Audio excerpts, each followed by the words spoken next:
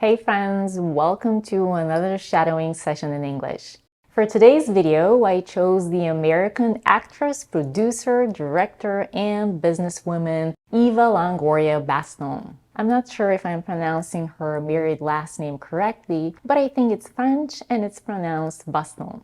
Eva's parents are of Mexican origin, and here she's talking about how Hollywood can give voice to Latinos and Latinas. If you've watched my other shadowing videos, then you know what I'm gonna do. If you haven't watched them and you don't know what shadowing is, I explain it more in depth in one of those videos. I'll put the link to that video in the description box. Make sure to check it out later. Shadowing or imitation is a great method for improving your pronunciation and listening skills. Okay, here is what I'm gonna do in this video. First, I'll listen to the fragment of the interview with Eva that I chose. Then I'll analyze it line by line, and at the end, I'll say it together with her. Now, let's listen to the piece I chose. By the way, I'll leave the link to the whole interview in the description box. Okay, let's go. You have to be very careful about speaking for people. I speak for women. I speak for, it's like, no. I don't speak for Latinos. What I do is teach and inspire them to speak up for themselves. And the way we can do that in Hollywood is by hiring them, whether you're a storyteller or a grip or a lighting person or an actor or a writer, you tell that story. Now let's analyze this fragment line by line. You have to be very careful about speaking for people. You have to be very careful about speaking for people.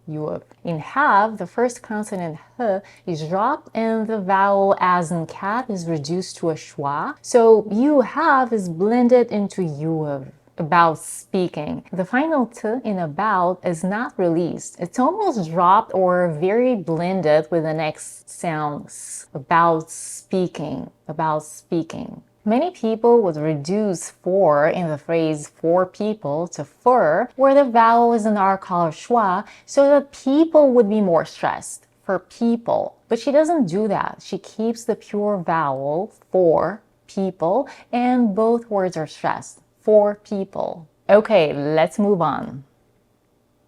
I speak for women. I speak for women. I speak for. She blends I speak with the previous word people, but notice how she changes her voice to indicate that she is imitating an imaginary person who would say that. Her pitch is slightly higher. I speak for women. I speak for. Here she does reduce for to fur. We have an R collar schwa here, and she does it twice. First when she says for women, and then at the end, I speak for. Notice that in the word women, which is the plural form of the word woman, the first vowel is a lax I. Many non-native speakers would incorrectly say woman, where they change the last vowel, but actually this vowel is reduced to a schwa in both words, the singular form, woman, and the plural form, women. The difference in pronunciation is only in the vowel in the first syllable of both words. In the singular form, woman, the first vowel is a laxed u,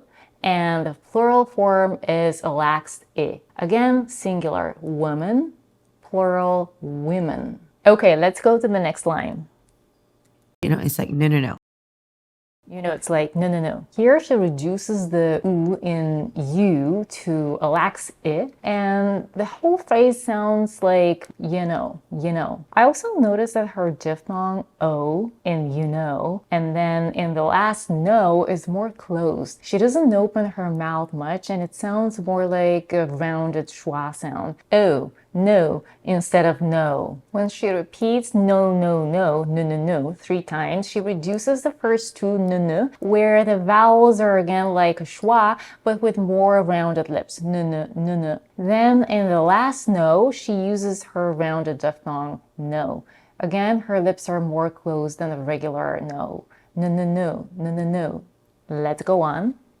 I don't speak for Latinos. I don't speak for Latinos. Here she flaps the d in I don't speak. When a t or a d appears between two vowels in an unstressed syllable, many times in a fast speech, it's pronounced like a quick r. To produce it, you want to very quickly tap the tip of the tongue against the alveolar ridge, which is the bone just above the upper teeth. I don't, versus I don't. When she says for Latinos, she keeps the pure quality of the vowel in for and doesn't reduce it to a schwa. She doesn't say for here, she says for Latinos. When she says the word Latinos, Eva switches from her American accent to a Spanish accent, or rather some hybrid between the two. The American pronunciation of this word is either Latinos, with the first vowel reduced to a schwa, or Latinos, where the first vowel is as in cat. Eva pronounces this word as Latinos, rather than Latinos or Latinos. Her L is slightly softer than the L, the L sound in English. Her first vowel is neither a schwa nor a as in cat. It's the more neutral Spanish a. Her T sounds a bit different as well. She uses a dental T where the tip of the tongue touches the upper front teeth, which is typical in Spanish. T. For the T sound in English, the tip of the tongue is a bit more backwards, touching the alveolar ridge, which is right above the upper teeth. Spanish T versus English T. The standard way to pronounce the last syllable of Latinos in English is with a diphthong O, but Eva reduces it into something in between the Spanish O and the diphthong O, where the end of the diphthong is significantly reduced. O. Latinos versus Latinos or Latinos. Okay, let's continue. What I do is teach and inspire them. What I do, very connected speech here. She flaps the T in what before I, and what I sounds like what I. Notice also how fast she says what I as opposed to do, which she elongates and stresses on. She does this to create contrast with her previous statement when she said what she doesn't do. Then she pauses before sharing what she actually does. This is to create a little tension and to make the listener even more interested in what's coming. Is teach and inspire. She drops the D in and reduces the vowel to a schwa. This allows the two verbs to shine and sound more stressed. Stressing on certain words and reducing others is exactly what creates the rhythm in English. Teach and inspire. Teach and inspire. The word them is also reduced. Teach and inspire them. Let's jump to the next one. To speak up for themselves.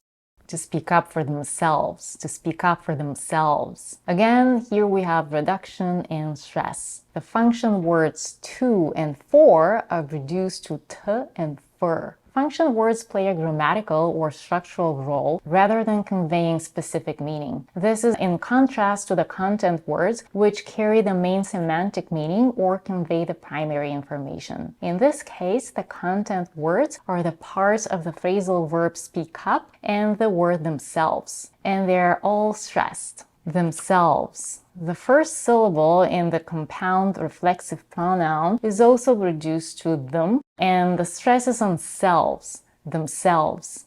Okay, let's go on. And the way we can do that in Hollywood. Here she doesn't reduce the first vowel in and as she did before. She keeps the pure quality of the vowel, which is as in cat, and then she blends the d consonant at the end of and with the next sound, the voice th in the. And the way, not and the way. It sounds like one word, and the way. And the way the vowel in can is reduced to a schwa, we can.